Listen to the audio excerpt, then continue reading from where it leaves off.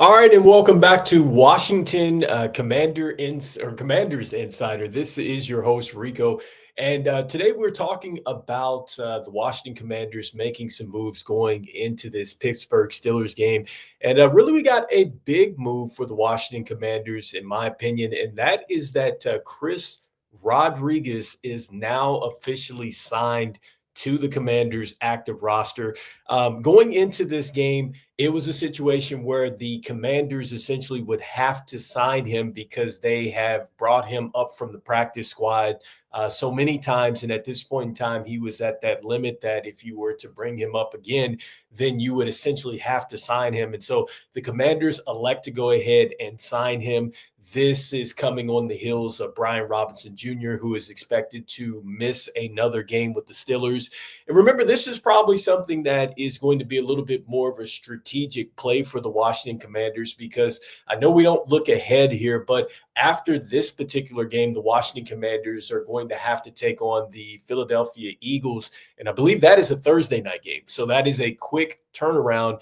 And so with Brian Robinson Jr., you're giving him two and a half, almost 3 weeks to possibly recover from a hamstring, just depending on what type of hamstring issue it is. That might be enough time for him to be at least at 90% or 80, 90%, whatever that percentage is, for him to go out there and play and be close to what he has been for the Washington Commanders. But make no mistake about it, with Chris Rodriguez, he has been pretty good for the Commanders when he's been called up. In fact, last week against the Giants, he actually helped us with 11 carries, 52 yards there. Might have actually led us last week. So very physical runner, definitely fits the style and just the identity of the Commanders out there, along with Jeremy McNichols. I think that he gives us a little bit more power back there to go along with Eckler, who's just going to be more of that kind of big play, splash play, kind of running back like that. Not saying that Austin Eckler doesn't run with power, but that's not necessarily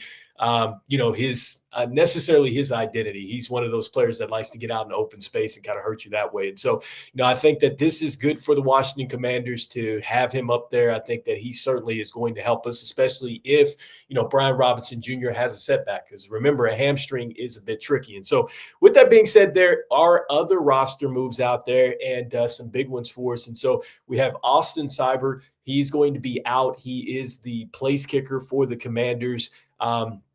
He has done very well for us this season. In fact, going into, I believe, this game, he was 25 of 27 on field goals this season.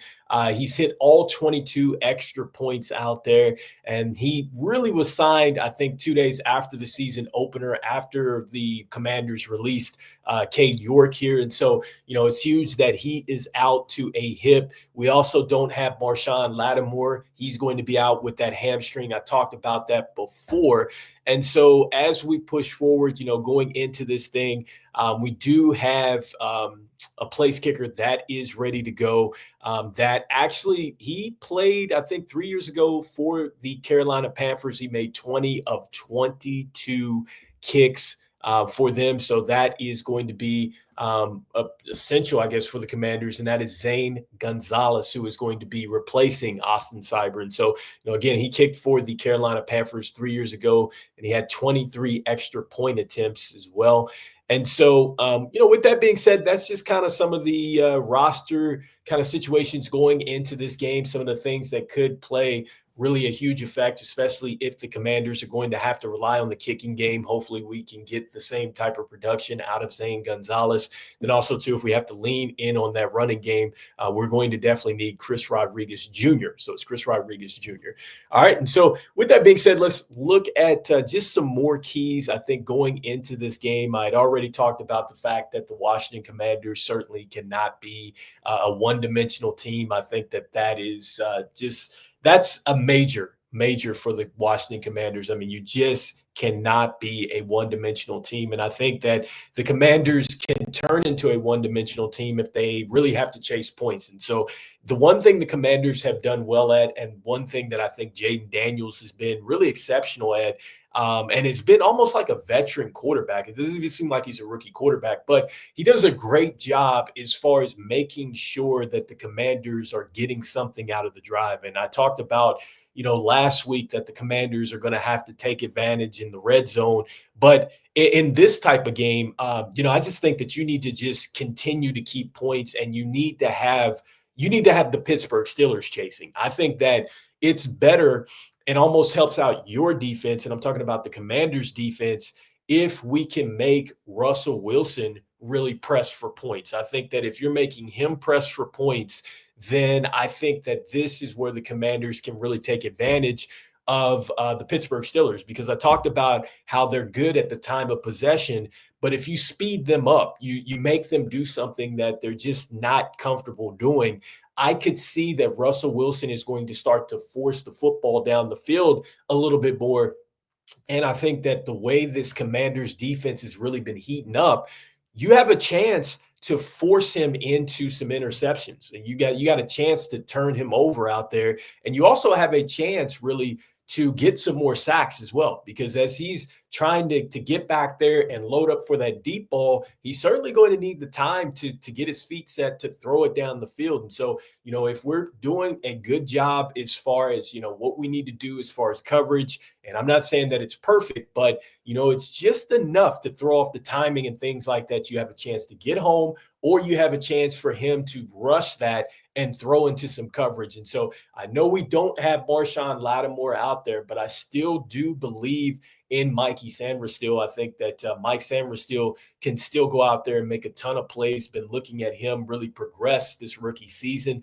I'm super impressed with what he is doing, and I think that he's going to have another big game. Something tells me that Mike Sainristil is going to have a big game against this Pittsburgh Steelers. I don't know why, but I'm just kind of getting that feeling that he's going to make some big plays out there.